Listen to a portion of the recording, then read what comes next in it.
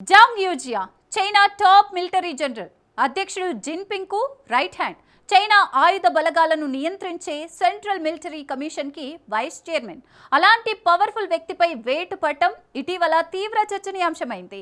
Xi Jinping తన కుడి భుజాన్ని ఎందుకు తప్పించారన్న ప్రశ్న సోషల్ మీడియాను షేక్ చేసింది. అనురహస్యాలు లీక్ చేయడంతోనే అతడిపై వేటు పడిందన్న వార్తలు బయటకు వచ్చాయి. తాజాగా ఇదే విషయమై అమెరికా సంచలన నివేదిక వెలుగులోకి తెచ్చింది.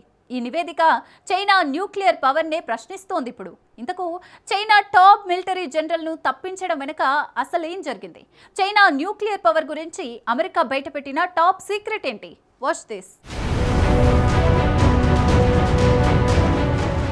జిన్పింగ్ రైట్ హ్యాండ్ పై వేటు, అమెరికా సంచలన నివేదిక. జనవరి 19న జాంగ్ యూజియాను నిర్బంధించడంపై క్లారిటీ. డ్రాగన్ గురించి అమెరికా బయటపెట్టిన టాప్ సీక్రెట్స్ ఏంటి? జనవరి 19న జిన్పింగ్ ప్రభుత్వం తీసుకున్న నిర్ణయం యావత్ ప్రపంచాన్ని షేక్ చేసింది. చైనా అధ్యక్షుడికి కుడి భుజంగా ఉండే కీలక జనరల్ ను నిర్బంధించారు. చైనా మిలిటరీ కమిషన్ లో అధ్యక్షుడు తర్వాత రెండో అతిపెద్ద అధికారి అయిన జాంగ్ అణ్వస్త్ర సమాచారాన్ని లీక్ చేశారని ప్రభుత్వం ఆరోపించింది. ప్రమోషన్ల కోసం లంచాలు తీసుకున్నారని పీపుల్స్ లిబరేషన్ ఆర్మీ యుద్ధ సంసిద్ధత విషయంలో రాజీ పడినట్లు జాంగ్ పై అభియోగాలు మోపింది. అణుక్షిపణి ఆయుధగారాన్ని పిఎల్ఏ రాకెట్ ఫోర్స్ నిర్వహించింది. అణుభద్రతా లోపాలకు జాంగ్ కూడా బాధ్యుడు అన్న కోణంలో కూడా దర్యాప్తు జరుగుతున్నట్లు వార్తలు వస్తున్నాయి. అయితే ఇది ఇప్పుడు మొదలైన వ్యవహారం కాదు, 2 ఏళ్ల క్రితమే బయటపడిన సంచలన నిజం. 2024లో చైనా కీలక అణుక్షిపణి ప్రయోగానికి సిద్ధమైంది.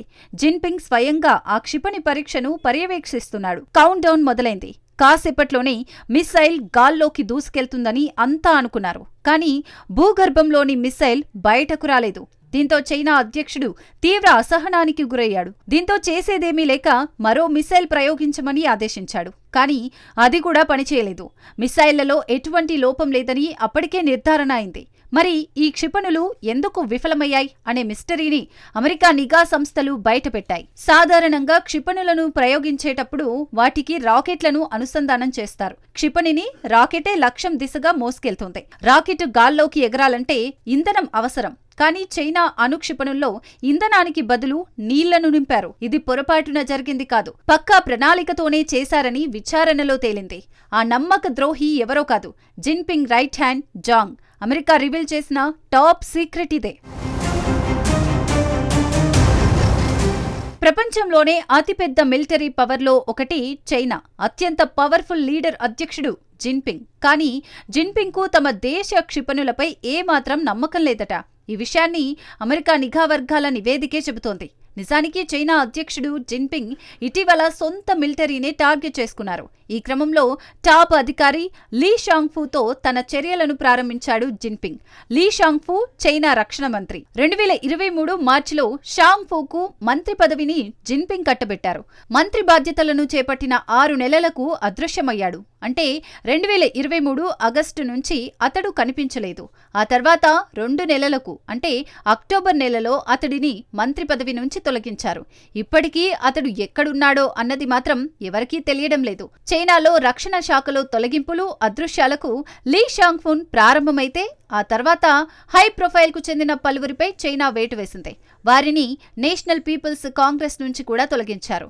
2023 జులైలో 2 టాప్ జనరళ్లను కూడా బీజింగ్ పదవుల నుంచి తప్పించింది. ఈ 2 జనరళ్లు చైనాకు చెందిన న్యూక్లియర్ రాకెట్ ఫోర్స్ విభాగానికి చెందినవారు. 2023 నుంచే మిలిటరీ విభాగంలో తొలగింపులు చైనాలో ట్రెండ్గా మారింది. ఇప్పటివరకు అలా ఎంతమందిని తొలగించారన్న దానిపై లెక్కలు కూడా తెలియడం లేదు. కానీ వేల సంఖ్యలోనే తొలగింపులు ఉన్నట్లు నివేదికలు చెబుతున్నాయి. అయితే ఇప్పటికీ ఈ కథకు ముగింపు రాలేదు. భవిష్యత్తులోనూ చైనా మిలిటరీలో తొలగింపులు ఉంటాయని నివేదికలు చెబుతున్నాయి. అవినీతిపై చైనా యుద్ధం చేస్తున్నట్లు ఆ దేశ మీడియా చెబుతోంది. అంటే తొలగించిన అధికారులు, మంత్రుల అదృశ్యం వెనుక అవినీతి ఉందని చెప్పడమే ఆ దేశ మీడియా లక్ష్యం. నిజానికి ఇదేమీ కొత్త విధానం కాదు. జిన్పింగ్ లక్ష్యం అవినీతిని అంతమొందించడమే. జిన్పింగ్ అధికారంలోకి వచ్చినప్పటి నుంచి ఓ ప్రత్యేక క్యాంపెయిన్ను ప్రారంభించారు. టైగర్స్ అండ్ ఫ్లైస్ పేరుతో ప్రచారం చేపట్టారు. దీని అర్థం అవినీతికి పాల్పడే పెద్ద తలకాయలను, చిన్నవాళ్లను వదిలేది లేదని స్పష్టం చేశారు. అవినీతికి పాల్పడే ఎలాంటి వారిని వదిలిపెట్టేది లేదని చెప్పడమే. గత 10 ఏళ్లలో ఏకంగా 20 లక్షల మంది ప్రభుత్వ అధికారులను అరెస్టు చేసి బీజింగ్ విచారించింది. అందులో పీపుల్స్ లిబరేషన్ ఆర్మీ అధికారులు కూడా ఉన్నారు. సుమారు 12 ఏళ్ల నుంచి అవినీతి అధికారుల ఏరివేత కొనసాగుతోంది. దీనిపై అమెరికా లోతుగా పరిశోధన చేసింది. చైనా తొలగింపులను ఈ దశాబ్దపు ప్రక్షాళనగా పేర్కొంటోంది. దాచిపెట్టిన చైనా అధికారుల అవినీతిని అమెరికా బయటపెట్టింది. ఇది చైనా పరువును తీసేస్తోంది. చైనా పీపుల్స్ లిబరేషన్ అవినీతిలో కూరుకుపోయింది. ప్రత్యేకించి రక్షణ విభాగంలో అది తీవ్రంగా ఉంది. అవినీతిలో PLA అధికారులు, సప్లయర్స్ హస్తమున్నట్లు తెలుస్తోంది. యుద్ధాలకు సిద్ధమవుతున్న చైనాకు ఈ అవినీతి కష్టాలను తెచ్చిపెడుతోంది.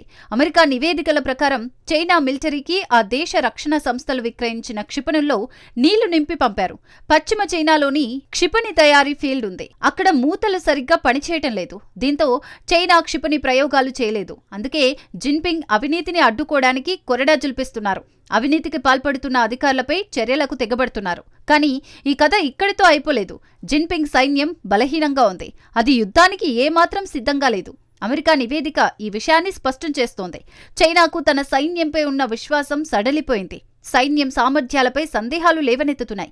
నీళ్లతో నింపిన క్షిపణులతో జిన్పింగ్ ప్రపంచంతో ఏమాత్రం పోరాడలేడు. తన మిలిటరీని అత్యాధునీకరించేందుకు $1,000 కోట్ల జిన్పింగ్ వెచ్చించారు. తన సైన్యం శక్తివంతంగా మారాలని ఆశించాడు. కానీ కలలు కల్లలయ్యాయి.